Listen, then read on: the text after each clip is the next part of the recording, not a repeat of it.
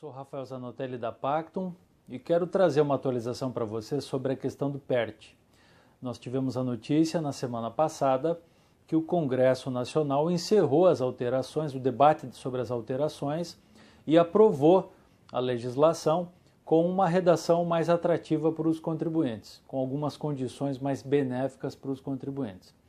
Uma dúvida que ficou é sobre se a medida provisória caducaria, né? Porque no dia 11 de outubro, na semana passada, a medida provisória perderia a validade. Mas eu queria explicar um pouquinho para vocês como é que funciona essa questão do processo legislativo. Ou seja, quando a medida provisória expedida pela Presidência da República foi mandada para o Congresso Nacional, com as alterações sugeridas pela Câmara dos Deputados e depois pelo Senado Federal, acabou se criando a sistemática da medida provisória se converter num projeto de lei, chamado Projeto de Lei em Conversão.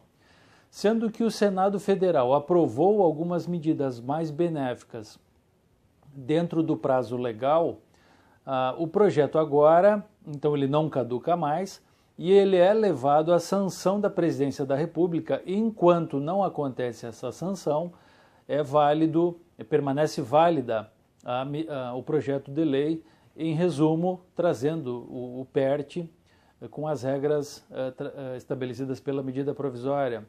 Ou seja, não perdeu a validade, ela continua em andamento e o Senado Federal, aprovando as regras, mandou à Presidência da República que tem que vetar total ou parcialmente dentro do prazo de 15 dias. Se ele não se manifestar nesse prazo, é presumida a sanção das alterações conforme aprovado pelo Congresso Nacional. Nós temos a notícia que talvez a Presidência da República vai exercer todo esse prazo para depois sim termos uma definição concreta de quais são as regras válidas para o PERT, sejam aquelas condições trazidas na redação original da medida provisória ou sejam as condições com alguns ajustes aplicados pelo Congresso Nacional. Nós sabemos que a Presidência da República talvez faça a vete algumas alterações, por exemplo, aquela que estende os benefícios das reduções das modalidades de parcelamento para as empresas do Simples. Na medida original não tinha essa previsão, as empresas do Simples, os débitos de empresas no Simples estariam fora dessa possibilidade de adesão ao PERT, e no Congresso Nacional se incluiu esse sistema de tributação simplificado. Talvez a Presidência vete essa alteração. Além disso, nós temos aquelas condições mais benéficas, reduzindo de 7,5% para 5% percentual de entrada para empresas que têm débitos abaixo de 15 milhões e também aquela condição de aumento do desconto da multa para quem fizer o pagamento à vista ou em até 145 parcelas. Uma outra situação que talvez vai ser avaliada é a questão se o encargo legal vai ser 100% perdoado, cujos débitos, portanto, estejam na Procuradoria da Fazenda Nacional. Uma outra dúvida dos empresários é, e quem já aderiu nos meses que passou, como é que vai ficar? A Receita Federal ou a Procuradoria da Fazenda Nacional terão que recalcular esses valores. Não tem mais como se fazer adesão, como se fez em agosto ou em setembro, e não obter os mesmos benefícios de que quem for aderir agora em outubro. Então a Receita e a Procuradoria depois terão que recalcular esses valores. Em algumas situações, considerando que seja sancionada essa lei com essas condições melhores, os contribuintes poderão usufruir disso. Fica aquela ressalva para quem tem prejuízo fiscal, se congelou o período para 31 de dezembro de 2015 e o prazo final do PERT vai até dia 31 de outubro. Nós temos duas datas então para observar. A primeira é que o governo tem até dia 25 de outubro para ou sancionar essas alterações ou vetar os benefícios trazidos pelo Congresso Nacional. E dia 31 de outubro nós temos o prazo final de adesão.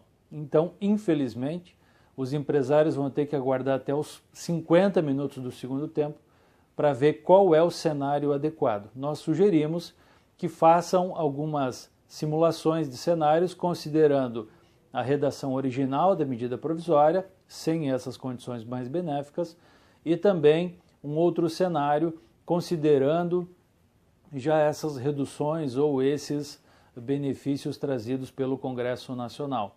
Caso seja vetado, aplica o primeiro. Caso seja sancionada as alterações, aplica-se o segundo, terá ainda 5 dias depois para fazer a adesão. A única ressalva é que tem que se fazer uma programação, porque quando fizer a adesão ao parcelamento, a condição para deferir o parcelamento é fazer o recolhimento cumulado das 3 primeiras parcelas. O percentual de entrada é de 7,5% ou de 5%, mas ele tem que ser pago em 5 parcelas, que era desde a primeira data original do programa, que era agosto. Então tem agosto, setembro e outubro, são 3 parcelas consecutivas para se fazer o pagamento até dia 31 de outubro.